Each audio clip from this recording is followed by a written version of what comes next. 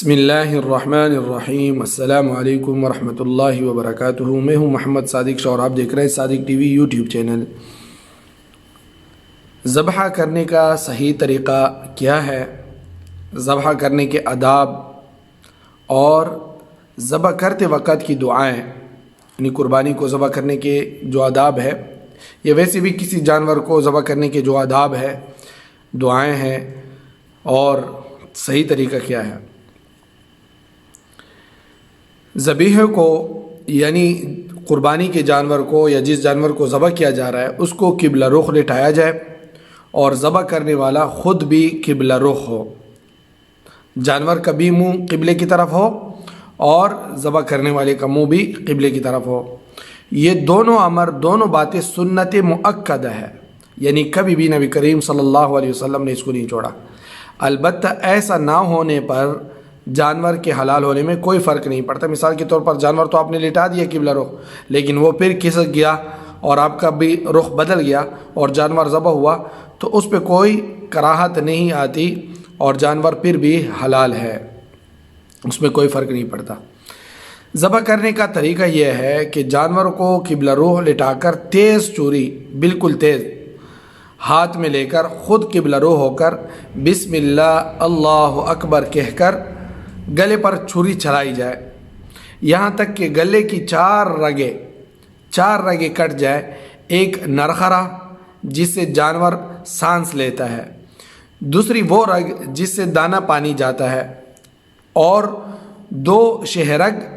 کی رگیں ہیں جو اس کی دائیں بائیں ہوتی ہے، جو نرخرے کی دائیں بائیں ہوتی ہے۔ اگر ان چار رگوں میں سے 3 بھی کٹ جائے تو بھی ذبح درست ہے اور اس کا کھانا حلال ہے۔ البتہ اگر 2 ہی رگیں کٹیں تو اس کا کھانا جائز نہ ہوگا۔ اسی طرح اگر ذبح کرتے وقت قصداً جانور کی گردن کٹ جائے، مثال بالکل آپ نے گردن ہی الگ کر دی، تو ایسا کرنا مکروہ ہے۔ بغیر قصد کے یعنی جان بوجھ کر نہ ہو تو غلطی سے وہ ساری گردن کٹ جائے تو پھر کوئی کراہت نہیں ہے۔ گوشت بہر صورت مکروہ نہیں، یعنی گوشت میں کوئی فرق نہیں پڑتا کہ آپ نے پوری گردن کاٹ دی، لیکن قصداً ایسا نہیں کرنا چاہیے، قصداً کرنا مکروہ ہے، جان بوجھ کر کرنا مکروہ ہے۔ تسمیہ اور تکبیر، یعنی بسم اللہ اور تکبیر کہنا۔ حضرت انس رضی اللہ تعالیٰ عنہ کی روایت ہے کہ نبی کریم صلی اللہ علیہ وسلم نے 2 چتکبرے دمبے ذبح کیے۔ میں نے دیکھا کہ آپ صلی اللہ علیہ وسلم نے اپنا پاؤں مبارک ان دونوں کے پہلو پر رکھا، بسم اللہ اور تکبیر کہی، پھر ان دونوں کو اپنے ہاتھوں سے ذبح کیا۔ البتہ کوئی مسلمان شخص ذبح کرتے وقت اگر تسمیہ یعنی بسم اللہ پڑھنا بھول جائے تو جانور کے حلال ہونے میں کوئی تردد، کوئی شک نہیں ہے۔ یعنی اگر بھول گیا تو اس میں کوئی شک نہیں، جانور پھر بھی حلال ہے، لیکن اس میں کچھ تفصیل ہے۔ وہ یہ کہ اگر بسم اللہ بھول گیا تو جانور حلال ہے، لیکن رگ کٹنے سے پہلے یاد آ گیا، مثال کے طور پر جانور کاٹتے ہوئے وہ تو بھول گیا، لیکن جب رگوں پہ پہنچ رہا تھا تو بسم اللہ پڑھنا یاد آ گیا، تو اس وقت بسم اللہ پڑھنا ضروری ہے۔ اور اگر بعد میں یاد آیا کہ جانور بالکل کاٹ دیا، ذبح کر دیا، تو پھر ضروری نہیں۔ البتہ احناف کے نزدیک، احناف کے ہاں یعنی امام ابو حنیفہ رحمۃ اللہ علیہ کے ماننے والوں کے ہاں ذبح کرتے وقت بسم اللہ قصداً یعنی جان بوجھ کر ترک کرنا ذبیحے کے مردار ہونے کا سبب ہے۔ یعنی جو جانور ذبح کیا جا رہا ہے اور آپ نے جان بوجھ کر بسم اللہ چھوڑ دی تو پھر جو ہے وہ جانور مردار ہے، لہٰذا بوقت ذبح جان بوجھ کر بسم اللہ ترک کرنے سے ذبیحہ حرام ہو جاتا ہے، جانور حرام ہو جاتا ہے، جس سے کسی قسم کا بھی انتفاع یعنی نفع جائز نہیں ہے، نہ خود کھا سکتا ہے اور نہ دوسروں کو کھلا سکتا ہے۔ اسی طرح اگر معاون یعنی جو مدد کرنے والا ہے ذبح میں، اس کی حیثیت اس درجے کی ہو کہ ذبح کرنے والے کا کردار اس کے بغیر نامکمل ہو، یعنی جو اصل میں ذبح کر رہا ہے اس کا کردار مدد کرنے والے کے بغیر نامکمل ہے، یہاں تک کہ چھری ہاتھ میں لے کر ذبح کرنے میں دونوں شریک کار ہے، یعنی دونوں نے چھری پکڑی ہوئی ہے اور اس کو ذبح کر رہے دونوں مل کر، تو ہر ایک کے لیے تسمیہ کہنا یعنی بسم اللہ کہنا ضروری ہوگا، اور یہاں پہ ہر ایک مستقل ذبح کرنے والا شمار ہوگا۔ اچھا جی، ذبح کے وقت کی دعائیں جو ہے